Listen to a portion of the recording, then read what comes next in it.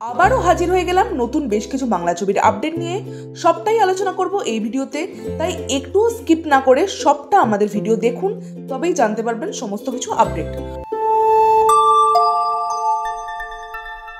হস্তলিপি originals, the ultimate filmy dose. প্রথমে কথা বলবো অভিরূপ ঘোষের পরবর্তী ছবির বিষয়ে। এই ছবিতে দেখা যেতে পারে আবির চ্যাটার্জিকে, দর্শনা বণিককে, প্রিয়াঙ্কা সরকারকে এবং ঐশ্বর্য সেনকে।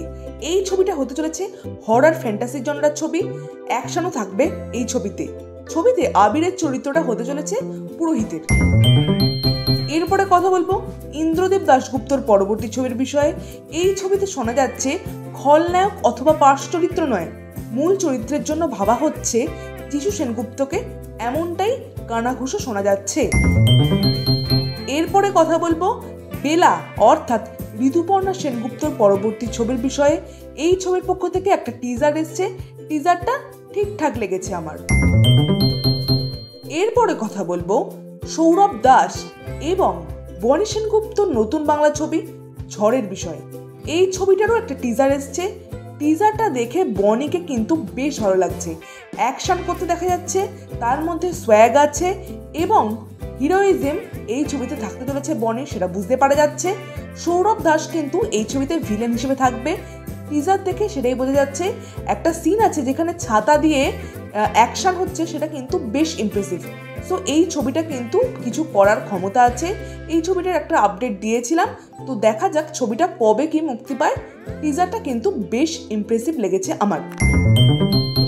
৭১তম জাতীয় চলচ্চিত্র পুরস্কারে বেস্ট ফিচার ফিল্ম হিসেবে নির্বাচিত হয়েছে নতুন বাংলা ছবি টিফ্রিজ। অর্জুন দত্ত এই ছবির ডিরেক্টর, আবির চ্যাটার্জি এবং তনুশ্রী চক্রবর্তী এই ছবিতে অভিনয় করেছেন। বাংলা সিনেপ্রেমীদের জন্য এটা একটা সুখবর।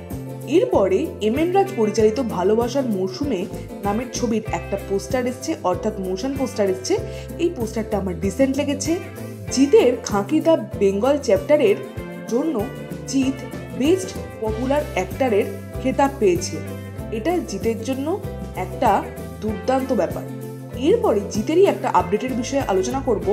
রিসেন্টলি রায়হান রাফির সঙ্গে একজনের চ্যাট ভাইরাল হয়েছে। সেই চ্যাটে দেখা যাচ্ছে রায়হান রাফি বলছেন তারা চেষ্টা করছেন কুরবানি ঈদে তুফান 2 নিয়ে আসার, কিন্তু বর্তমানে তিনি কাজ করছেন লায়নের, অর্থাৎ লায়নের শুটিং করছেন এবং এই ছবিতে আছেন জিৎ আর শরীফুল রাজ। এই চ্যাটটা ভীষণভাবে সার্কুলেট হয়েছে। এখন জানি না এটা ঠিক না ভুল, তবে যেহেতু সার্কুলেট হচ্ছে এবং রায়হান রাফির যে ছবিটা দেখা যাচ্ছে সেটা রায়হান রাফিরই প্রোফাইলের মনে হচ্ছে, তাই এই পোস্টটাকে কিন্তু অনেকে সত্যি বলে মনে করছে। তাহলে ভেতরে ভেতরে কিন্তু লায়নের শুটিং চলছে, এমনটাই জানা যাচ্ছে। এই ছিল বাংলা ছবির বিষয়ে বেশ কিছু আপডেট। কোন আপডেটটা নিয়ে আপনারা বেশি এক্সাইটেড অবশ্যই কমেন্টে লিখে জানাবেন। অবশ্যই আমাদের ভিডিওটাকে লাইক করতে মিস করবেন না, কারণ এরকম ভিডিও আমাদের চ্যানেলে আসে। চোখ রাখুন পরবর্তী ভিডিওর জন্য আমাদের চ্যানেলে।